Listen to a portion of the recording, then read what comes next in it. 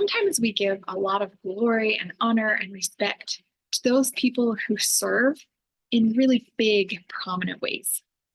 But what about all the small, simple, seemingly insignificant ways that people serve the world? Are those any less significant? And can you really make the world a better place with something as simple as cookies?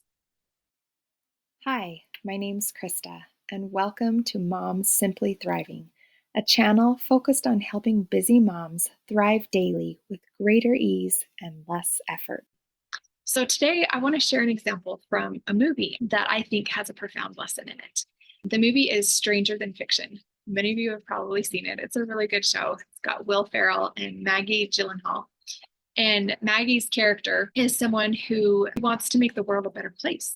And so she decides to become a lawyer. So she gets into her study groups and she loves to bake. So she brings cookies to each of the study groups to make the study groups a little more bearable, a little bit more enjoyable.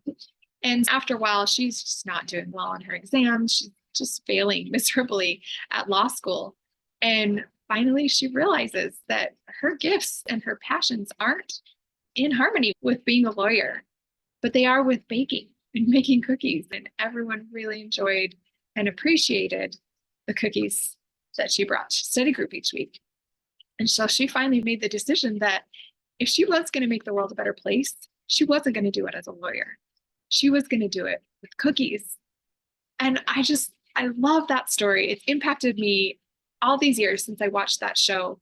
And it's made me understand that it doesn't have to be complicated. It doesn't have to be these big, outstanding, visibly recognizable ways that we serve and that we make the world a better place. It can be through small and simple ways. And I think that especially pertains to us as mothers. We spend our days changing diapers, cleaning up messes, wiping off the table, loading the dishwasher, running kids to and from soccer, wiping a tear, putting on band-aids. We do all of these seemingly small, insignificant things, and we don't get a lot of esteem, recognition, appreciation. We don't get medals or awards or certificates for those kinds of things.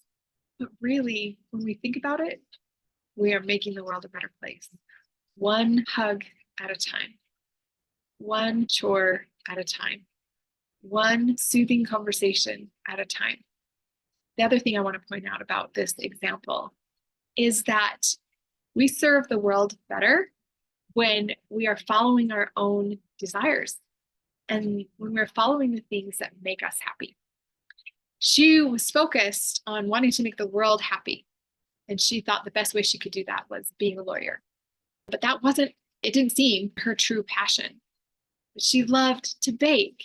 That was what she really enjoyed, and that's what she was good at. And so that's what she ended up doing. I think sometimes we mistakenly think that we have to let go of our desires.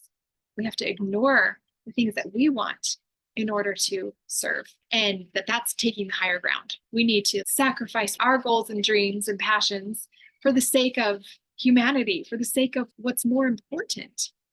But I think it's just the opposite.